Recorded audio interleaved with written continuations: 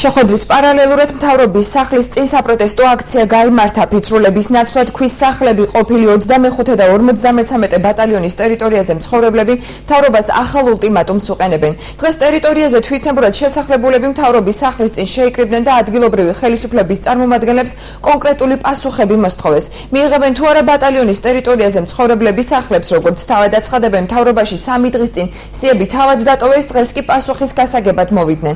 როგორც აღმოჩნდა, სამთავრობო კომისიის დასკვნა უარყოფითია. ამის გამო თვითნებურად შესახლებულებმა კომისია არაობიექტურობაში დაადანაშაულეს და ტერიტორიაზე ქვის ნაგებობების აშენება გადაწყვეტეს. მთავრობაში ამბობენ, რომ უნდობლობა მას შემდეგ გაჩნდა, რაც მათი ქონების შესახებ დასკვნები დაიდო, თუმცა ახალ სიებს კვლავ შეისწავლიან, რაც დროს მოითხოვს. დახმარება კი იმ ოჯახებს გაეწევათ, რომლებიც რეალურად უსახლკაროები აღმოჩნდნენ. წელიწადის განმავლობაში გვეუბნებოდა ჩხეიძე და ჯინჯარაძე ტელეეთერებით, რომ დაიდო თქვენი დასკვნები. მაინტერესებდა ეს დასკვნები მართლა არის თუ არ არის, მაგრამ როცა დაგვიბარეს და მოვედით, ერთი და იგივე ფრაზით ლაპარაკობს ჩხეიძე, თურმე არ ყოფილა დასკვნა. ერთი ქოხი თუ 3000 ქოხად გაიზარდა, ერთი შენობა 3000 შენობად გაიზრდება. ეს გვაიზულა მთავრობამ. დროულად რომ დაიდოთ ობიექტური დასკვნა, დროულად გადმოიხედათ იმ ხალხს, რომლებსაც წელიწადის განმავლობაში შუქი თვალით არ გვინახავს, ხო, ტელეეთერი არ მინახავს, რომ საარჩევნოდ რა ხდება, არჩევნების უფლებასაც არ გვაძლევენ.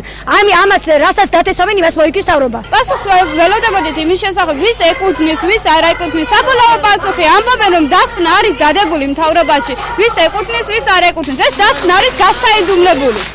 აქ ხალხთან კონტაქტი არც ერთ მთავრობის პირს არ ქონია.